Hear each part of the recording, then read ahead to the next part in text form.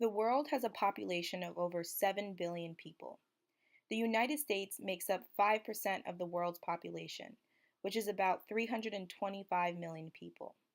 Out of that 325 million, 2.2 million people are incarcerated in the United States, which makes up 25% of the incarcerated prisoners in the world. That means that 1 out of 4 people in the world are imprisoned in the United States. This makes the United States the world's leader in incarceration. Over the past 40 years, the amount of people incarcerated has increased by 500%, making mass incarceration a huge epidemic in our nation. Mass incarceration began when our former president, Richard Nixon, began the War on Drugs campaign in 1982. We must wage what I have called total war against public enemy number one in the United States, the problem of dangerous drugs. The War on Drug campaign was proposed as a solution that would reduce drug abuse and drug-related crimes in our nation. The government led an initiative that aimed to stop illegal drug use, distribution, and trade by increasing and enforcing penalties for offenders. This was done so by changing a series of law enforcement and sentencing policies. From when the War on Drugs campaign began, the number of people incarcerated from drug-related offenses increased tremendously from then until now.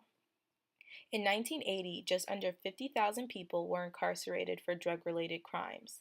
Since then, nearly 500,000 people are incarcerated. There are more people going to prison for drug-related crimes now than a person going to prison for any crime in 1980. Does that mean that this campaign succeeded in their mission to stop illegal drug use and distribution in America, or was there an ulterior motive?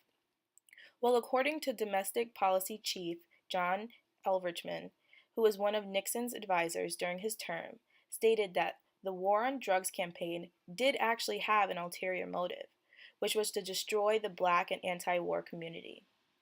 Ehrlichman was quoted saying, "We knew we couldn't make it illegal to be either against the war or black, but by getting the public to associate the hippies with marijuana and blacks with heroin, and then criminalizing both heavily, we could disrupt those communities.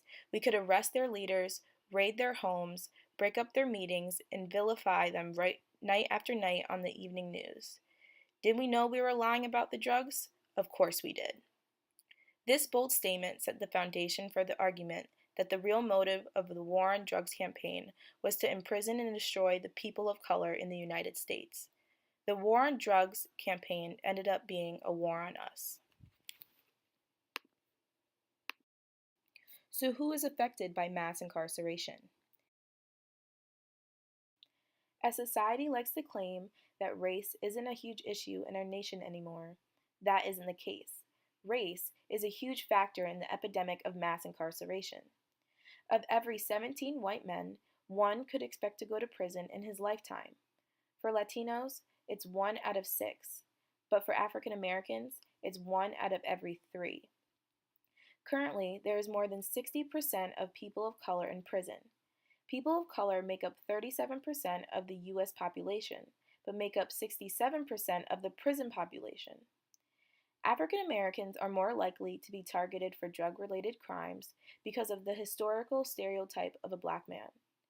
Black men in society could be perceived to be poor, uneducated, and violent.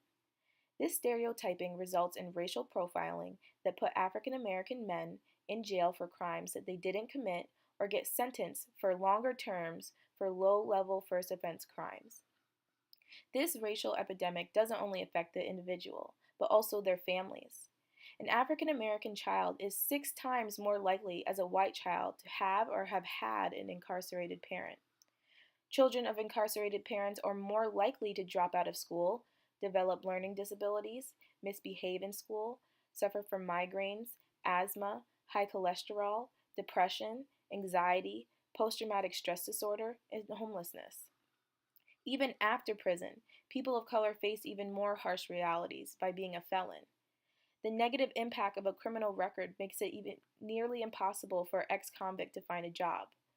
A criminal record can reduce the likelihood of a callback or even a job offer by nearly 50%.